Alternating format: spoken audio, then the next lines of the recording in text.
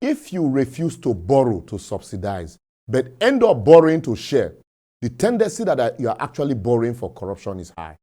Palliative for poor politicians, PPP. In January 2017, the federal government under former President Muhammadu Buhari announced that he had begun the payment of 5,000 naira stipends to the poorest of poor Nigerians. Now, no ask me how they take classify the poor and which data they take share the money. But at the end of 8 years, the administration claimed that part of the $1 billion recovered looted fund was spent on poverty alleviation or conditional cash transfer to poor Nigerians. But yet, the country under Buhari remains the poverty capital of the world. So you want to ask, who come they collect the money? I go let you know. Remember also, our former Vice President, Yomi Oshibanjo, Professor SAN, ended up becoming sharer of trader money of 10,000 naira to market women anytime election was approaching in any state where we have staggered election. As the CBN shared money to farmers as loan under its Anchor Borrowers program. And some of that money, some of the people ended up marrying new wives.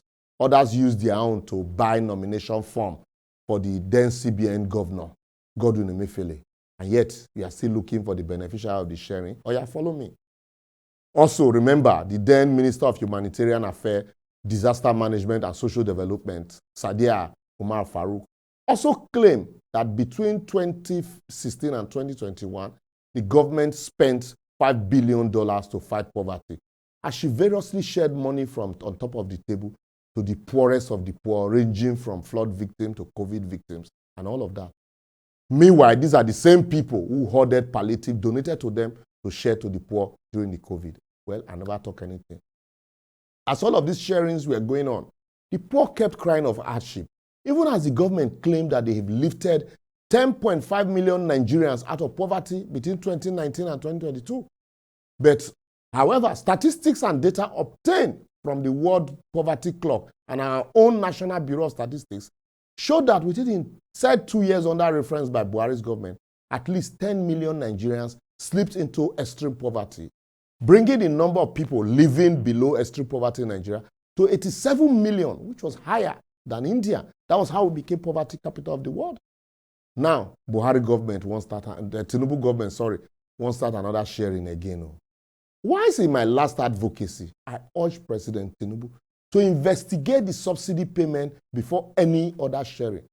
Little did I know that even while the dust of the $800 million loan Buhari claimed to have taken from the World Bank and approved by our own National Assembly to share as palliative was yet to settle, President Tinubu will be talking about sharing $500 billion to the same poorest of the poor, even as the rich members of the National Assembly, people that are going to spend $40 billion from our national budget to buy bulletproof cars for themselves, we slice out $70 billion from this $500 billion. Why? Are they among the poorest of the poor? Where is the initial $800 million loan approved by the National Assembly for Buhari's administration as palliative or subsidy removal? Also, I want to ask, what has happened to the $400 billion we were using to subsidize fuel monthly? I presuppose that that money is saved now and is being plowed into something. Where then plow into? I mean, they just add $100 billion to the savings to share as palliative. Also, I want to ask, if we say subsidy was borrowing for consumption, why do we now need to borrow to share to people? Is that not borrowing for consumption also? Which database we want to share the 8K? How do you determine poorest of the poor? Well, when you put all of these together, the only answer you will get, my brother, is that in Nigeria, politicians are actually the poorest of the poor. Because if they are not poor, they won't steal what they don't need. I will therefore advocate that President Tinubu should remember that President Buhari came into office with a lot of high hopes, but he frittered it away. He, President Tinubu, might have come into office with a legitimacy baggage, but he can become a hero if he refuses to toe the path of his predecessor by applying this palliative fund into critical sectors like local agriculture, local transportation for goods and services, properly monitored for enforcement, and at the end, truly lift people out of poverty and become a hero of democracy.